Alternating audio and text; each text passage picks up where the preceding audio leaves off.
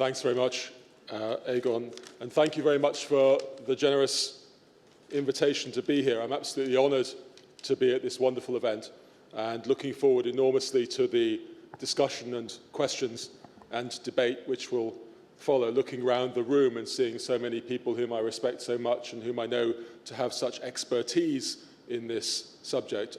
I'm looking forward hugely to the questions and discussion. And as always on these occasions, I will certainly learn far more from what you guys say than you will from me. I was asked to give a 15-minute sermon, and since I'm the son of a preacher, there will of course be 3 points in what I'm going to say. And the points are, so you know how we're progressing through the 15 minutes, appreciation, context, and empathy. Appreciation. We mustn't forget how extraordinary the journey has been to get where we are now, and how contingent rather than inevitable it was. When I first moved from London to work at Queen's in 1989, if it had been suggested that there would be this kind of event where the Chief Constable of the Northern Irish Police and representatives of the political parties and traditions that are represented here tonight would be courteously and constructively discussing policing, it would have seemed an outlandish proposition. But here we are.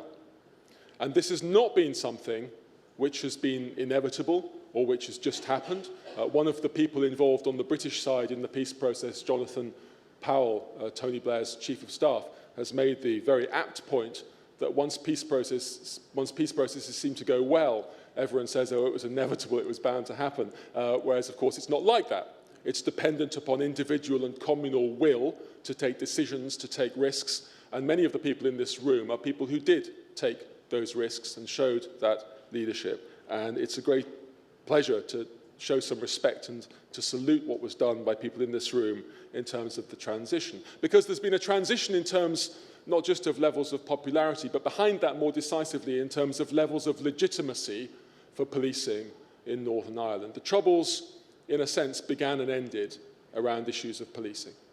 And I think that what Aegon says is absolutely right. Many of the problems that we find in states and communities around the world where things have broken down, it's because there is no consensual legitimacy around how the state interacts with its population, most sharply through policing. And that has been transformed. When police overreact to provocation, and when violence ensues, and when there's recruitment to non-state violent groups, and when lives are lost, people rightly pay attention to it. Distinguished journalists like Barney, academics, and others will pay attention quite rightly to the ways in which such activity by the police generates things going wrong. When police act in an incredibly restrained, human rights conscious way to provocation, it's not as newsworthy, but it's every bit as historically decisive. And what the PSNI now does, I would say probably the most human rights conscious police force on the planet, what the PSNI now does in terms of restrained responses to provocation and to difficult circumstances, including political ones, saves lives and limbs every month, and we shouldn't forget what an extraordinary achievement that is. Appreciation. Second thing is context. And this is partly looking to the challenges as we look to, say, the next 15 years of policing in Northern Ireland. And context is vital in a number of different ways. Partly it's vital in terms of the kind of things we think it's fair to expect the police to deal with. Much of the problematic, sharp-edged policing difficulty that is faced day by day, weekend by weekend in Northern Ireland by the PSNI relates to alcohol-generated violence. And that's a societal decision to have a community which is committed to binge drinking, okay? And that's not really a policing problem. It shouldn't be. It is at the moment because the police are sent out to deal with it. And we take that decision. It's actually a community decision. It's an issue which relates to how we want to deal with the way we live our lives as a community. And that also bleeds into the political as well as the social. We decide to continue an essentially sectarianised polity in Northern Ireland. Maybe that's the best thing.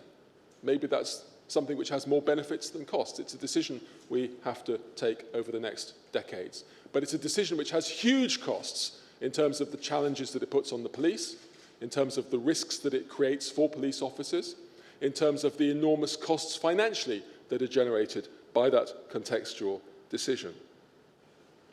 And I think in some ways the success or failure of policing over the next 15 years, if the journey is going to continue to be a one which I think it can be, becomes more and more benign. It's partly not about policing, but it's about the ways in which we as a society, as politicians, as voters, as citizens, as parents, as friends, decide to provide a certain set of challenges for the police force. And I think context is also vital in terms of the painful and probably, let's be honest, insoluble problem of dealing with the past. I don't say insoluble because I don't think we can answer the questions. I say insoluble because we won't find a solution which deals with the problem to everybody's satisfaction.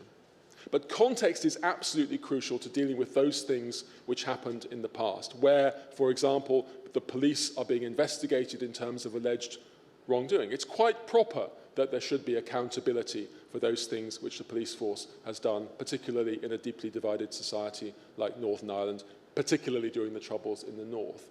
It's quite absurd to judge what happened in 1972, a year in which nearly 500 people were killed in the Troubles, and in which the police were effectively firefighting, literally on a daily, nightly basis, to judge what happened in that year against the standards of the far more Irenic and Pacific context of 2016.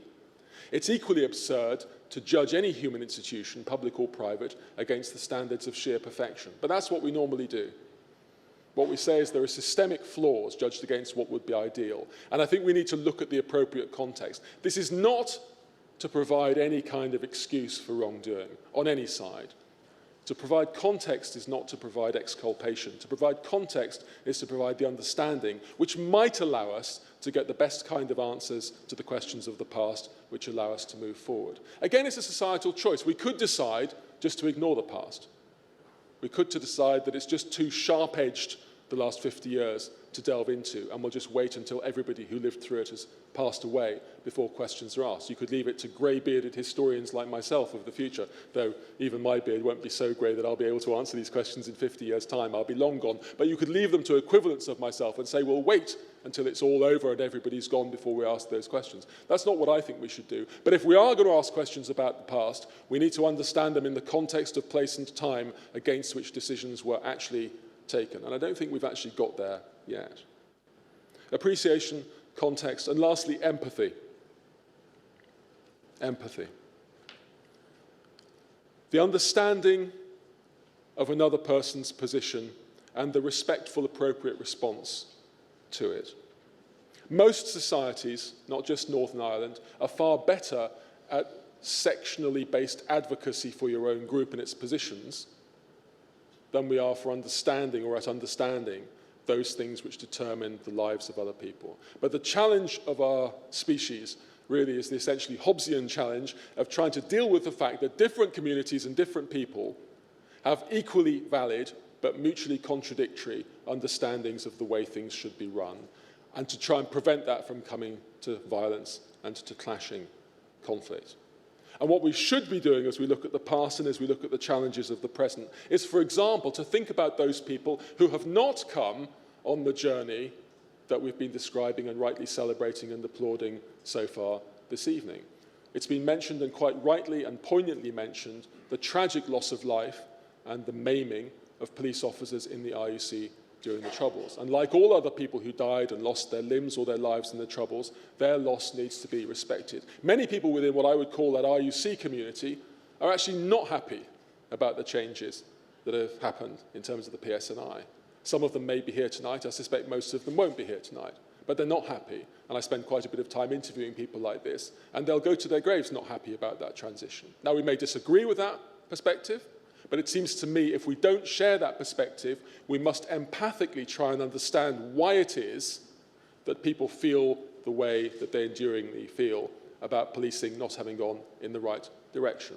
Those people from the Republican nationalist community who feel that the journey has involved far too much concession to the Northern Ireland state and far too much concession to a Northern Ireland police service also need empathically to be understood. One of the people whom I interviewed for my recent book has argued very powerfully and eloquently about the fact that Northern Ireland has gone through a transition to be reformed, that he said, I don't want to live in a reformed Northern Ireland, okay? And I think what we should start out by doing is thinking of the people with whom we most disagree and trying to understand why they think as they think and feel as they feel.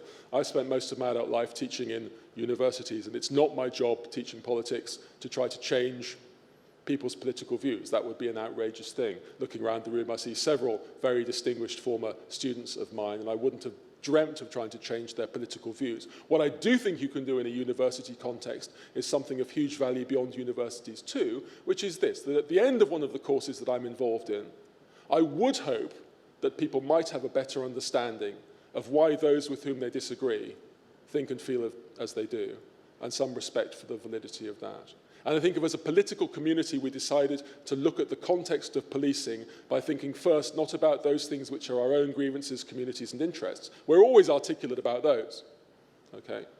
I'm delighted to find that the Chief Constable is a fellow Arsenal supporter. If Arsenal supporters can always find fellow reasons for understanding why Arsenal have been wronged on a particular decision, okay? What we should be doing is the equivalent of feeling empathy for Manchester United, okay? And politically, that's even more challenging than it is in terms of football, okay? And politically, it's even more costly in terms of the emotions invested in it. But it will transform the way in which we live in Northern Ireland if we want to make that choice.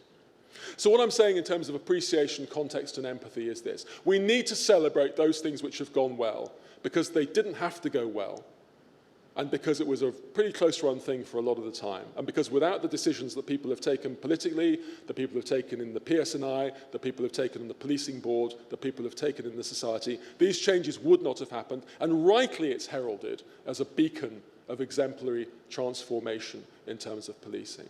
But if we want that journey to go further, if we want this to be not the end point, but part of a journey which goes better, we need to decide on the context we're going to produce policing challenges within as a society, and be honest about those, and be honest about the fact that policing is something we all have to play a part in dealing with. And we need, if we're going to look at the past, to be honest about context, about why people did what they did, whether we support or endorse it, or whether we're horrified by it, or whether some action needs to be taken procedurally or legally about it. And we need to think about the context in which we expect police to do their work. I think accountability is a fantastic development, but accountability often brings with it procedures which in some organisations can get in the way of performance, because they take up such an enormous amount of time and they take up such an enormous amount of sclerotic bureaucratic endeavour that they can eat up resources which are precious and which are difficult.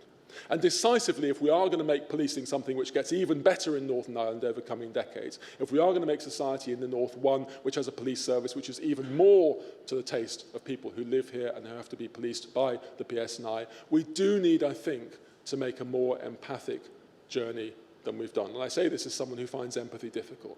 Okay? I say this as someone who always assumes he's right about things. Okay? As my wife always tells me, I always think I'm right, and I'm mostly not. Okay? But the point is that we do need to think about the other person, the other tradition, more than we have.